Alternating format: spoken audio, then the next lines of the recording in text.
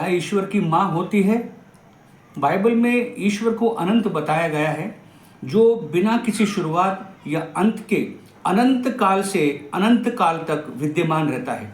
भजन संहिता उसका 90 अध्याय और दूसरे वचन में परमेश्वर का वचन ऐसे लिखता है, इससे पहले पहाड़ उत्पन्न हुए या तूने पृथ्वी और जगत की रचना की, वरन अनादिकाल से अनादिकाल तक तू ही ईश्वर है।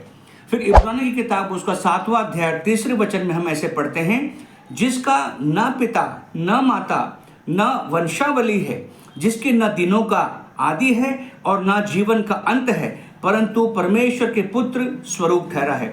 इन दो वचनों से प्रकट होता है कि ईश्वर अल्फा ओमेगा है, आदि और अंत है, जिसका ना कोई पिता होता है, ना कोई माता होती है, ना उसका कोई वंश होता है, परंतु वो अनंत काल से अनंत काल तक विद्यमान रहता है।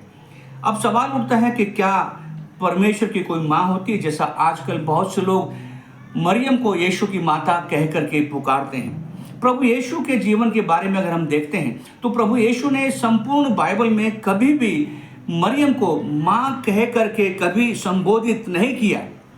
तो क्या वो नहीं जानते थे अपने कर्तव्य को निभाने के लिए? अब सवाल ये होता है कि क्या एक माँ एक ईश्वर को पैदा कर सकती है या फिर एक ईश्वर माँ को पैदा कर सकता है?